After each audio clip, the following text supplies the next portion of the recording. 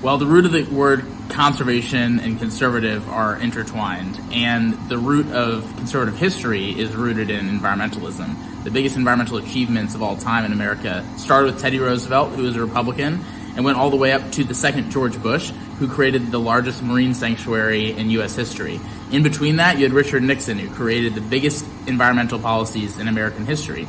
And so yes, the conservative movement has lost its way in a lot of ways, but the American populace across the political spectrum wants environmental action. Conservatives want environmental action in the United States, and the polling overwhelmingly supports that. So there's just a disconnect between the narrative and the leadership right now on the right and where Americans are actually at. But that gives me a lot of hope, because I think what we need to just do better is show Republican politicians that this isn't just a left liberal issue, that this is an issue that the right wants them to take on as well. We are in a world where it's culture wars. It's us versus them all the time. It's climate change is the liberal thing, and we're anti-climate change because we're conservatives. We're trying to show Republicans and Democrats that Americans don't want it to be that way, and that to get common sense action, we need both sides of the table. When you mention these former US presidents, Nixon, both the Bushes, in fact, it seems like they came from a different party than the current US Republican president, Donald Trump. So how do you, as a conservative, deal with this new reality of a very different sort of president who represents the US conservatives and does pull the USA out of the climate agreement, the global climate agreement, and pass pretty anti-environmental laws every day?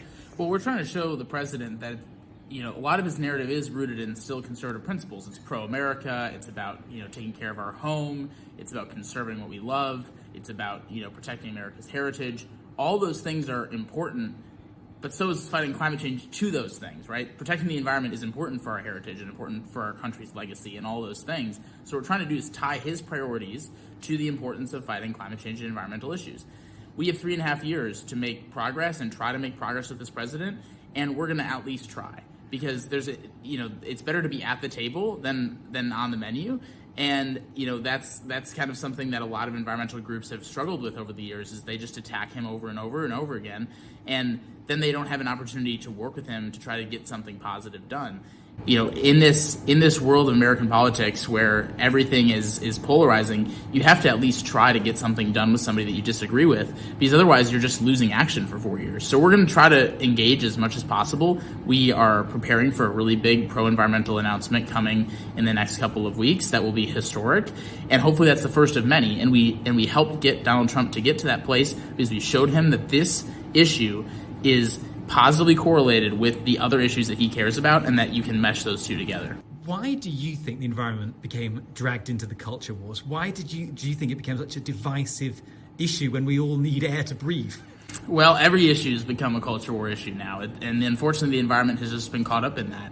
And it's really unfortunate, because the worst thing that our world has done over the last few decades, in my opinion, is make every single issue a polarizing political issue. Because when it's us versus them, it's half of the country or half of the world versus the other half of the country or the other half of the world, you don't get progress on the most important topics. Compromise has become a dirty word. The ability to work together has become a bad thing.